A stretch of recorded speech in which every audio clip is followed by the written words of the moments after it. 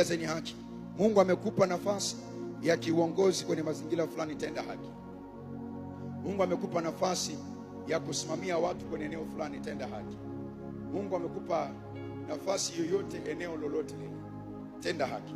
Usipotenda haki utakufa kwa ghafla, utaondoka kwa ghafla sana. Bwana asifiwe sana. Lakini ambao watatenda haki ndio hawa ambao hata baada ya kustaafu wataishi miaka fulani.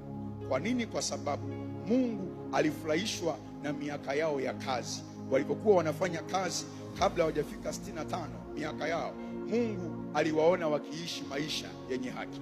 Kwa hivyo baada ya kustaafu, Mungu atawaacha waendelee kuishi tu.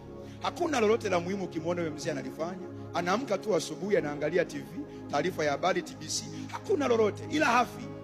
Kwa nini? Kwa sababu Mungu amemwacha wewe pale, kwa sababu ya vile ambavyo aliishi maisha yenye haki akiwa kwenye umri wake wa kufanya kazi, wa kutenda kazi. Mungu anamwambia, mwanangu, wewe hutakufa, endelea tu kuangalia TV hapo, endelea tu kukaa ndani hapo, endelea tu kutolewa out na wajukuu wako na wanao, kwa sababu ya maisha yako ya haki ulioyaishi nilipokupa wajibu A, B, C na D.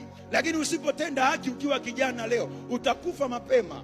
Vijana wengi leo wanakufa, wanaondoka wakiwa wadogo, kwa sababu kwenye umri mdogo aliokuwa nao ameishi maisha yasiyo na haki kwa viwango vikubwa isivyokuwa kawaida. Mungu anasema, huyu nikimpeleka mpaka uzee, si ndio atakuwa mwenyekiti wa vitengo vya utekaji na uuaji huyu? Bwana asifiwe sana.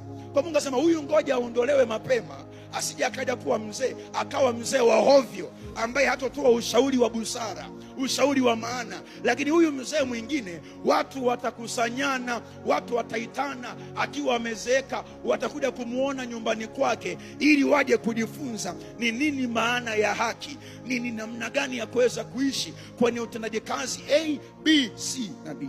Bwana Yesu asifiwe sana. Haleluya, haleluya. Bwana Yesu asifiwe. Tabia. Nisaidie kumwangalia jirani yako. Mwambie jirani, tabia